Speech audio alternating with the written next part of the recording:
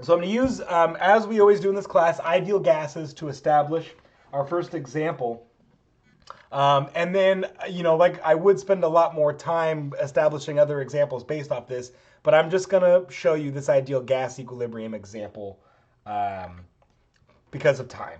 Okay. So we know delta G reaction equals mu B minus mu A. Okay. And if now I expand on these, okay, so notice I'm not putting these as standard. Okay. This is just the free energy of the reaction. So if I were to expand on mu A and mu B, then I recognize that mu B can be written as the standard reference state plus RT. So let's go back to establishing that this is A and B in equilibrium. Oh, actually, let me write those as gases. So A as an ideal gas is in equilibrium with B as an ideal gas. Okay. So mu B standard, so the standard value plus RT times the natural log of the vapor pressure of B, or the partial pressure, I should say, divided by standard pressure. Okay, so this is how we make our adjustments when we're in non-standard conditions. All right. And of course, now this is minus A. So the standard chemical potential of A plus RT times natural log of the partial pressure of A over standard pressure. And what I want you to recognize based on this last lecture now, we can see this quantity right here, this is actually the activity of B, and this is the activity of A. Activities. So as we're going to find out, activities are strongly connected to equilibrium. Okay. So now I'm going to collect some like terms. I'm going to remember that what I established in that last slide is my standard free energy can be related to the standard chemical potentials like so. And so now what I can write is the delta G of reaction under non-standard conditions, so under any condition, and that is going to equal now, collecting like terms, mu B standard minus mu A standard. That's the same as the standard free energy of reaction. Okay. And then now I've got plus RT natural log.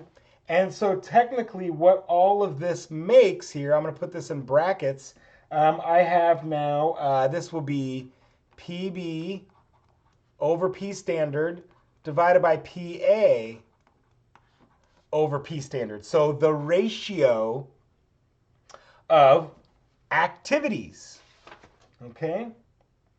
The ratio of activities. So let's write that. Let's simplify that. So now that all equals delta G reaction plus RT natural log of the activity of B divided by the activity of A, okay?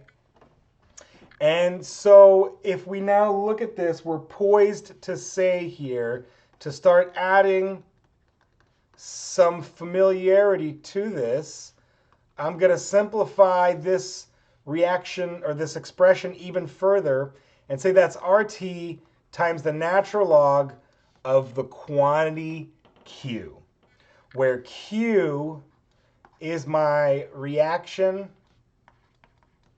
quotient. I can't spell quotient. Sure. Reaction quotient. Okay. And we know that the reaction quotient, we can say now, we can see that that is the activity of A over the activity of B. Okay.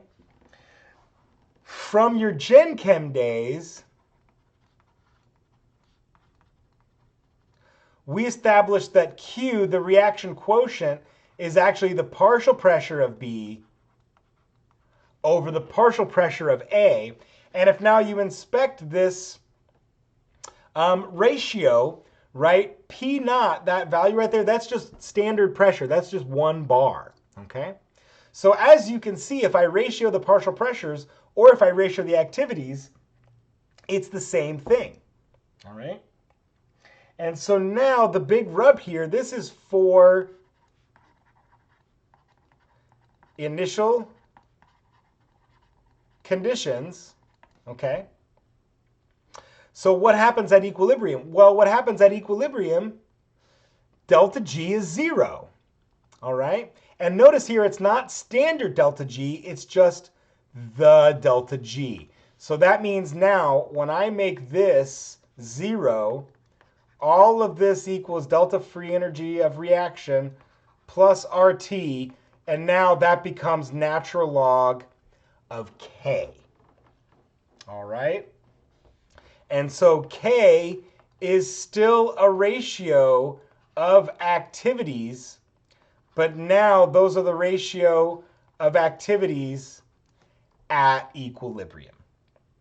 All right, so hopefully this is all somewhat familiar to you. Hopefully you all remember this stuff. And so why is this ideal gas equilibria? Well, it's ideal gas equilibria because of how I'm able to just say the partial pressure of B over the standard pressure is its activity, which can be directly related to the number of moles. So that's what makes this come from ideal gas equilibrium, okay? Okay, so now once again, so we've established the following. So we established when the total free energy is 0, okay, then I still have the standard free energy of reaction plus RT natural log of K. All right?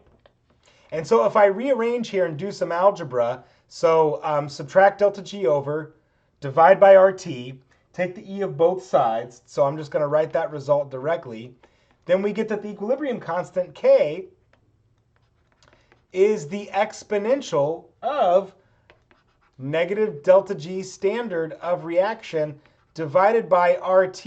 And I want you to inspect this equation for just a minute. Does the functional form of this look familiar to you? The answer should be yes.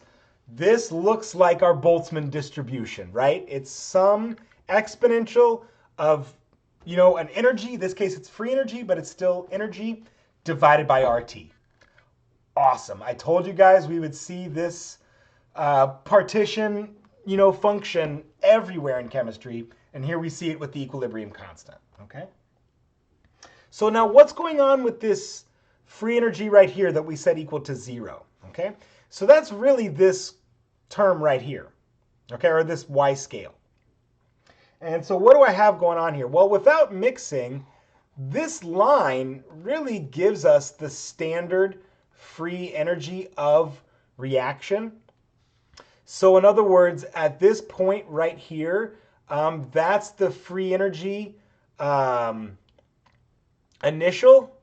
So we'll say that's the standard free energy of the reactants, right? And then this point right here, that's the standard free energy of the products, okay? So you can see this gives us a spontaneous reaction, right? Spontaneous going that way.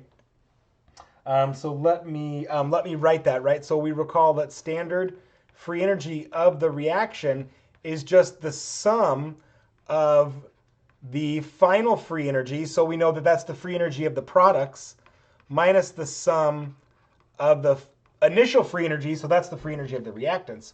But look, all this is, because it's a state function, it's just this minus this. So that just gives us a straight line. So where does this curvature come from? Well, it comes from mixing. And where do we get the mixing? Well, this equation right here, we derived in chapter 5 from mixing two quantities. So I'll write that full thing down. And I'm just going to be consistent with the book here. It writes the delta G R. I think it went delta RG is standard free energy, okay, plus RT. And now I'm going to make that natural log Q. All right. So really this expression, this delta G of reaction plus this RT natural log Q, that comes from mixing A and B together, okay? And if we recall, so if I dropped out this delta G reaction, then I get this. that minimum delta G, which for anything, and so this comes from ideal gas, okay? We actually predicted that the minimum occurs at a mole fraction of 0.5. So that will be true for any simple equilibrium, that the free energy minimizes at 0.5 mole and 0.5 mole of each, or 0.5 mole fraction of each, okay? So there's a really important role in mixing with equilibria, because now when I add those together, so in other words, when I add this red line to this blue line, the result I get is this free energy expression, which predicts a minimum, somewhere right here, right? This is where I establish my equilibrium mixture, okay? And so what we might guess then is if Q, or I should say if our reaction is complicated, right? I'll write down that we have this simple reaction right here, okay? Then that establishes that 50-50 mixture. So obviously if my reaction is more complicated with that, if there's more dynamic stuff going on with the stoichiometric coefficients, I won't have a 50-50 minimized mixing, and thus the position of equilibrium will be very different. And so not only does that matter for mixing, but that also matters for this slope right here. So the reaction energetics also predict where my equilibrium mixture should be. Okay? Fantastic. So I think that's a pretty good